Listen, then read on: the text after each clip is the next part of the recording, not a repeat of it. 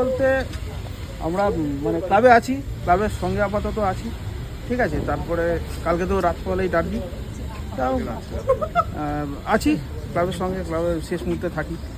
একটা অন্য কোয়েশ্চেন করতে চাই। হ্যাঁ বল। ইন্ডিয়ান ফুটবলের যা সিচুয়েশন, এই ক্ষেত্রে কি মনে হয় এই ডার্বি বা এই যে ব্যাপারগুলো এখন চলছে, যেখানে ইন্ডিয়ান ফুটবল টোটালটাই একটা অনিশ্চয়তার মুখে দাঁড়িয়ে রয়েছে, সেখান থেকে কতটা এখন এদেশে ফুটবল শুনলে একটা জায়গায় খোরাকে পরিণত হচ্ছে ব্রাদার। তো সেখান থেকে কি আপনাদের অ্যাজ এ ফ্যান, আপনারা যারা মাঠে পড়ে থাকেন ফুটবলটাকে নিয়ে, কি মনে হয় এই জায়গা থেকে এগুলো কতটার গুরুত্ব আছে, এই ডার্বি বা এই ফুটবল খেলাটারই কতটা গুরুত্ব থাকছে ভারতবর্ষে? দেখুন, ইন্ডিয়ান ফুটবল মানে হচ্ছে আমরা ডার্বি হচ্ছে বেস্ট। আর আপনি যেটা আগে একটা বললেন না যে ইন্ডিয়ান ফুটবল কি, প্রথম কথা উপর মহলে যারা বসে আছে কিছু চেঞ্জের দরকার, ঠিক আছে। কারণ তাদের জন্য যে ফুটবলটা আজকে যে তলানির দিকে যাচ্ছে, ইন্ডিয়ান ফুটবলটা আজকে মাঝখানে একটা 5 লাখের হয়তো কি একটা দেশ দেখলাম সে কোয়ালিফাইং করে গেল, আমরা এত বছর ধরে খেলছি, আমরা কেন পাচ্ছি না? কে ভাববে?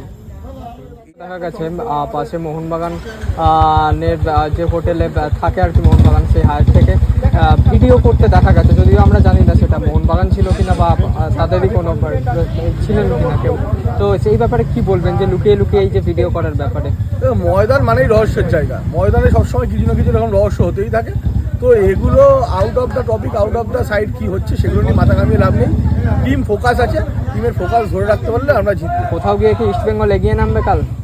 না, ডার্বি কখনো এগিয়ে পিছিয়ে হয় না। ডার্বি সেই দিনকে নাচ যে কন্টিনিউ রাখতে পারবে সেই ম্যাচ বের করবে।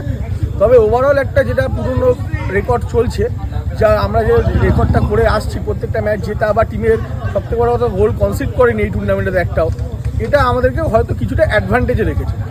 Thank you.